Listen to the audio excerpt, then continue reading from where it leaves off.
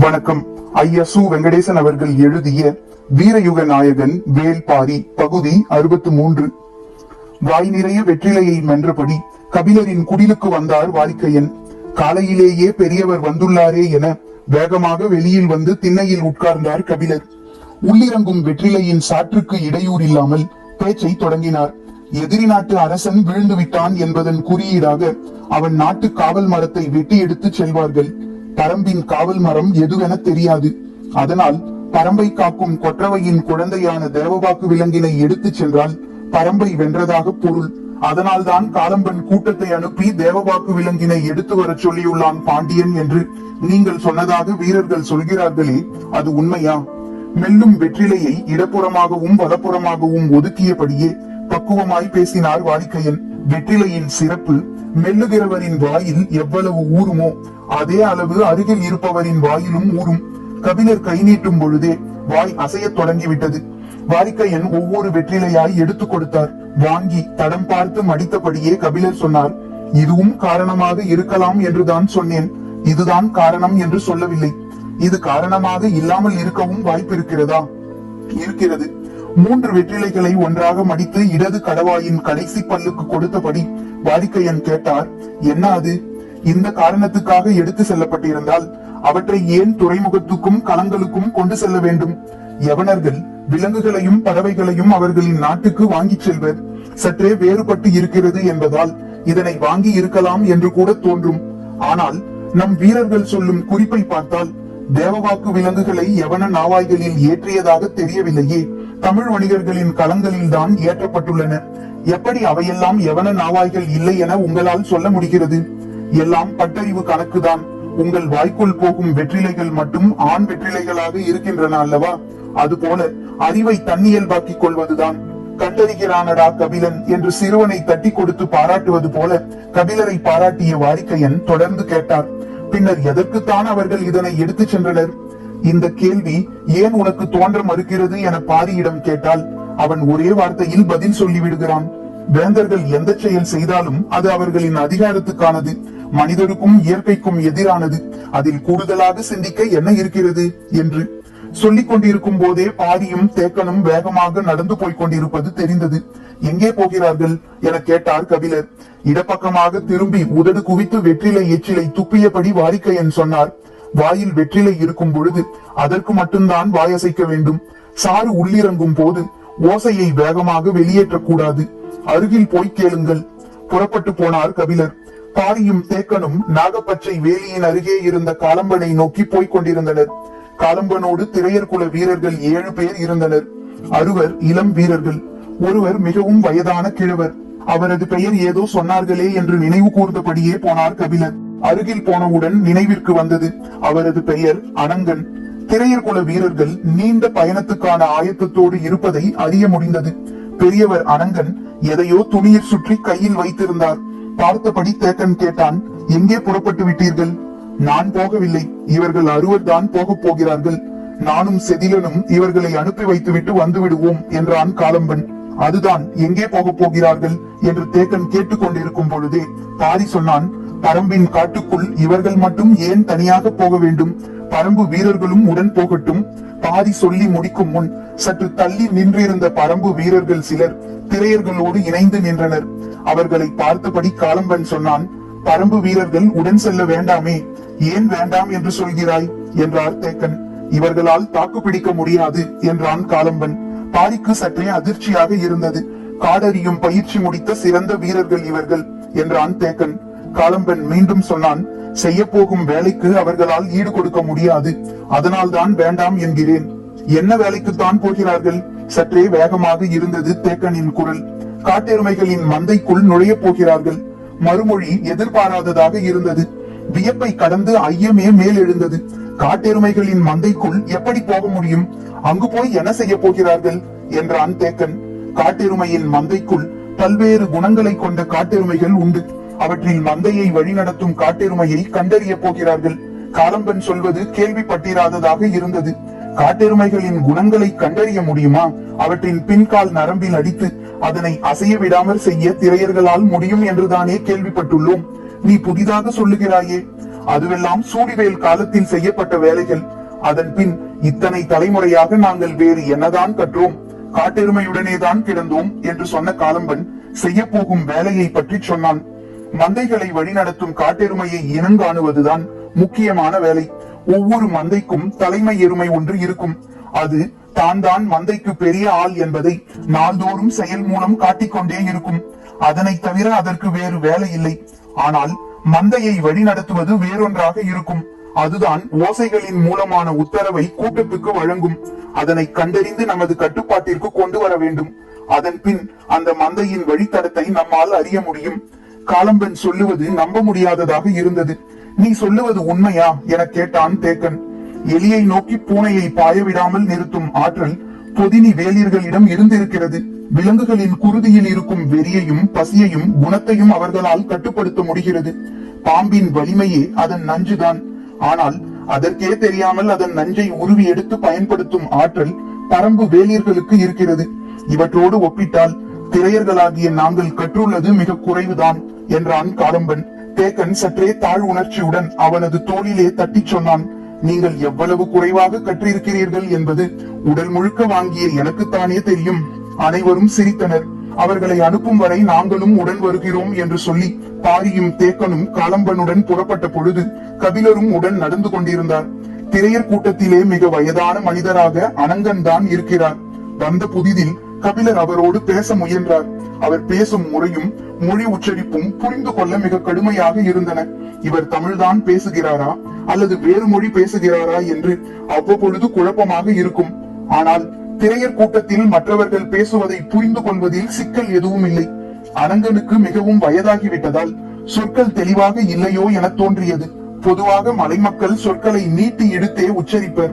ஆனால் அனங்கனின் உச்சரிப்பு நேர் எதிராக சிறிது சிறிதாக வெட்டி வெட்டி இருக்கும். இவர் ஓசையை ஏதேதோ செய்ய பார்க்கிறார் என்று தோன்றும். மறுகணமே வயதாகிவிட்டதால் உருவாகும் நிலை இது என்று முடிவுக்கு போவார் கபிலர். பேசவே அவ்வளவு தடுமாறும் அனங்கனை இவ்வளவு கடினமான வேலைக்கு ஏன் கூட்டி போகிறார்கள் என்று எண்ணியபடி நடந்தார் கபிலர். காலம்பன் காட்டெருமைகளின் மந்தைக்குள் போவதை பற்றி கூறினான். ஒரு மந்தையை கண்டறிந்து அதற்கு தெரியாமலேயே அதை பின்தொடர வேண்டும். அந்த மந்தையில் உத்தரவு பிறப்பிக்கும் எருமை எதுவென கண்டறிய வேண்டும். இதற்கே வாரக்கணக்கில் ஆகும். அதுவரை காடு மலைகளில் அதன் கண்ணீர் படாமல் கொம்புகளுக்கு தப்பி வாளின் வாசம் பிடித்துக் கொண்டே போக வேண்டும். உத்தரவு பிறப்பிக்கும் எருமையை கண்டுபிடிப்பதுதான் மிக மிக முக்கியம். அதன் செருமலும் கனைப்பும் தலையாட்டலும் தனித்துவமிக்கதாக இருக்கும். அதனை கண்டுபிடித்து கனைப்போசையை மடக்கி எதிர்கணைப்பை வெளியிட வேண்டும். அது எளிய செயல் அல்ல. மனிதர்களால் மட்டுமே முடியக்கூடியது. இப்பொழுது அதனை செய்யக்கூடிய ஒரே மனிதராக அனங்கன் மட்டுமே இருக்கிறார். மற்றவர்கள் எல்லாம் போரிலே இறந்து விட்டனர் என்று பெரியவரை கை காட்டி சொன்னான் காலம்பன். தேக்கனும் பாரியும் அனங்கனை பெரு வியப்போடு பார்த்தனர். கபிலருக்கு இப்பொழுதுதான் அவர் பேசும் முறையின் காரணம் புரிந்தது. ஓசையை கொண்டு வேறோர் உயிரினத்துக்குள் புக முடியும் மனிதனான அனங்கன் அமைதியாக முன் நடந்து கொண்டிருந்தார். காலம்பன் தொடர்ந்தான். அந்த குறிப்பிட்ட காட்டெருமை கண்டறியப்பட்டு விட்டார் போதும். அதன் பின் நடக்க வேண்டியவற்றை எல்லாம் மற்றவர்கள் பார்த்துக் கொள்வார்கள். இவ்வளவு எளிதாக சொல்கிறானே என்கிற வியப்போடு பார்த்தான் தேக்கன். முன்னால் போகிற அறுவரும் யார் என்பது இப்பொழுதுதான் புரிய தொடங்கியது. காலம்பன் சொன்னான், காட்டெருமை யானையை விட வலிமை வாய்ந்தது. ஆனால் யானையை போல கூர் உணர்ச்சி கொண்டதன்று. எளிதில் ஏமாறக்கூடியது. ஒருபோதும் அச்சத்தோடு அவற்றை அணுகக்கூடாது. சிறு பூச்சி ஒன்றை நசுக்கி அழிக்கும் ஆணவத்தோடுதான் அதனை அணுக வேண்டும். அதன் முன்புற நெற்றி இரும்பினை விட வலிமையானது. அதனை மட்டுமே அது நம்பி இருக்கும். ஆனால் அதை தவிர முழு உடலும் மிச்சம் இருக்கிறதே. காட்டில் இதுவரை கேள்விப்பட்டிராதவற்றை கேட்கும் புதிய மனிதர்களைப் போல பாரியும் தேக்கனும் காலம்பனின் குரலை கவனித்துக் கொண்டிருந்தனர். கபிலரோ மூவரையும் ஒரு சேர கவனித்துக் கொண்டிருந்தார். காலம்பன் தொடர்ந்தான். ஆண் காட்டெருமை விரைவில் காது கேட்கும் ஆற்றலை இழந்துவிடும்.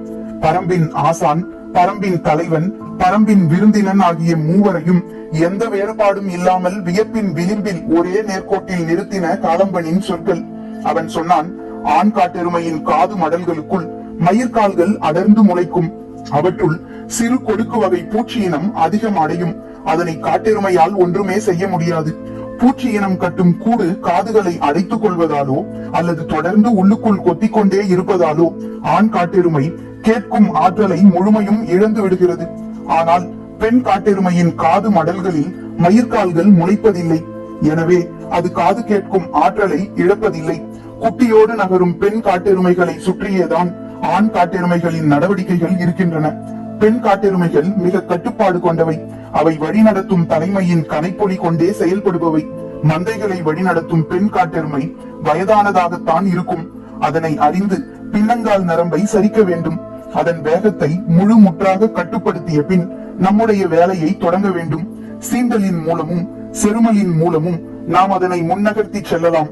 மந்தை முழுமையையும் அது நகர்த்தி கொண்டு வந்துவிடும். ஆனால் இந்த கட்டத்தை அடைவது எளிதன்று.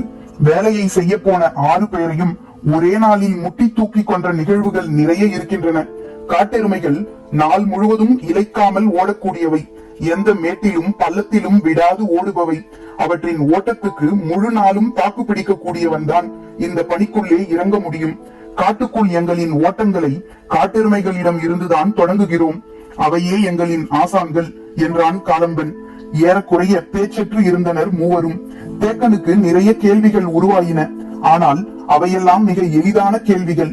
காட்டெருமைகளின் காது மடல்களுக்குள் நுழைந்து காலம்பன் பேசிக் கொண்டிருக்கிறான். அவனிடம் போய் இதனையா கேட்பது என்று தோன்றியதால் எதையும் கேட்கவில்லை. அமைதியே நீடித்தது. அமைதியை குலைத்து சற்றே குரல் உயர்த்தி காலம்பன் சொன்னான், மலை மக்களுக்கு பகை கொள்ள தெரிவதில்லை. ஆனால் பகை வளர்க்காமல் குலம் காக்க முடியாது. காலம்பனின் ஆவேசம் மிகுந்த சொற்களால் தன்னிலைக்கு வந்தான் தேக்கன். இப்பொழுது இதனை சொல்லும் காரணம் என்ன என்று சிந்தித்தான்.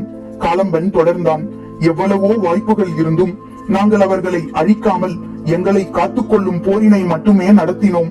அதனாலேயே அழிக்கப்பட்டோம். இனியும் நாம் அப்படி இருந்துவிடக் கூடாது. குரலில் ஆவேசம் உச்சத்தில் இருந்தது. என்ன செய்ய வேண்டும் என நினைக்கிறாய் என கேட்டான் பாரி. பச்சை மலையின் 4 திசைகளிலும் 4 காட்டெருமை மந்தைகளை வழிநடத்தும் ஆற்றலை நாம் பெற்றாக வேண்டும். அதற்கு இணையான ஆற்றல் கொண்ட படை இவ்வுலகில் இல்லை. தேக்கன் வியந்து நின்ற போது காலம்பன் சொன்னான், யானை படைகளேயானாலும் அவை பழக்கப்படுத்தப்பட்டவைதான். காட்டெருமைகளை பழக்கப்படுத்த முடியாது. அவற்றின் சீற்றம் யானை கூட்டத்தை நடுங்கச் செய்துவிடும். அதுவும் பழக்கப்படுத்தப்பட்ட யானைகளை விட வலிமை குன்றிய உயிரினம் காட்டில் வேறெதுவும் இல்லை. விலங்குகளின் இயற்கையான ஆற்றலை எதிரிகளை நோக்கி பாய விடும் பொழுது மிஞ்சுவது எதுவும் இருக்காது. சொல்லிய வேகத்தில் பாரியை பார்த்தான். சுண்டா பூனையை ஏவி திரையர்குல வீரர்கள் 8 பேரை வீழ்த்தியவன் பாரி. பேச்சு நின்ற கணத்தில் பாரியின் சிந்தனையிலும் சுண்டா பூனையே வந்து சென்றது. காலம்பன் தொடர்ந்தான், நாங்கள் கவனக்குறைவாக இருந்து விட்டோம். பாண்டியர் படை அடர்மழை நாளில் எங்கள் குடில்களை சூழ்ந்த பொழுது அனங்கன் ஒருவன் மட்டும் வெளியில் இருந்திருந்தால் கூட போதும். காட்டெருமை மந்தையை கொண்டு அவர்களின் யானை படையை முழு முற்றாக அழித்திருப்பான். காலம்பன் சொல்லிக் கொண்டிருந்த பொழுது சற்றே மெலிந்த உடலோடு அந்த கிழவன் காட்டெருமையின் வாசத்தை நுகர்ந்தபடி முன்னே போய்க் கொண்டிருந்தான். வலிமையை விட நுட்பமே ஆற்றல் வாய்ந்தது என்பதை காலம் மீண்டும் மீண்டும் சொல்லித் தருகிறது என்று எண்ணியபடி பின்தொடர்ந்தான் பாரி. 2 நாள் நடந்து 6ஆம் குன்றை அடைந்தனர். இங்குள்ள மக்கள் எதிரில் உள்ள வௌவால் மலையின் பின்புறச் சரிவில் ஒரு மந்தை மேய்வதாக சொன்னார்கள். ஆபத்தான சரிவு பகுதி அது. அதில் இறங்கி போவது கபிலருக்கு நல்லதன்று. அவரை மட்டும் விட்டுவிட்டு போக முடியாத நிலையில் பாரி சொன்னான், அருகில் வந்தாகிவிட்டதல்லவா, நீங்கள் மந்தையை கண்டறிந்து அந்த 6வரையும் அனுப்பி வைத்துவிட்டு வாருங்கள். நான் கபிலரை அழைத்துக் கொண்டு எவ்வியூர் திரும்புகிறேன். தேக்கனும் காலம்பனும் சரி என்று சொல்லி இருவரையும் அனுப்பி வைத்தனர். பாரியும் கபிலரும் எவ்வியூர் நோக்கி நடக்கத் தொடங்கினர். பேச்சு காலம்பன் சொன்னதை பற்றியாக இருந்தது. பகை வளர்க்காமல் குலங்காக்க முடியாது என்று காலம்பன் சொல்கிறானே, அது சரிதானா என கேட்டான் பாரி. பகை காட்டினில் விளையும் நெருப்பு போல பரவிக்கொண்டும் ஆற்றலை பெருக்கிக் கொண்டும் இருக்கும் என்று கபிலர் சொல்லி முடிக்கும் முன் பாரி சொன்னான், ஆனால் அழித்துக் கொண்டே இருக்கும். அழித்தல் எல்லா விதத்திலும் தவறானதா என்ன? எல்லா விதத்திலும் தவறன்று, ஆனால் எல்லாவற்றையும் அழிக்கும்.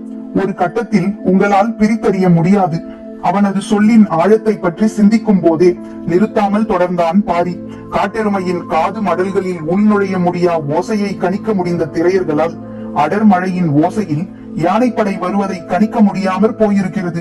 கவனம் கொள்ளுதல் தான் முக்கியம், பகை வளர்த்தல் அன்று. நீ சொல்வது சரிதான், கவனம் கொள்ளுதல் தான் முக்கியம். ஆனால் அழிக்கப்பட்டவனின் குரல் அப்படித்தானே இருக்கும். நிலம் இழந்தவன் குலம் இழந்தவன் உயிர் வாழ ஒரே காரணம் பகை முடிக்கத்தானே. அதனால்தான் நானும் சொல்கிறேன், அபகரித்துக் கொண்டவன் நம்முடைய வளங்களையும் சேர்த்து மேலும் வலிமை அடைவான். இழந்தவர்கள் பகை மட்டும் வளர்த்து கொண்டிருந்தால் வலிமை கூடாது.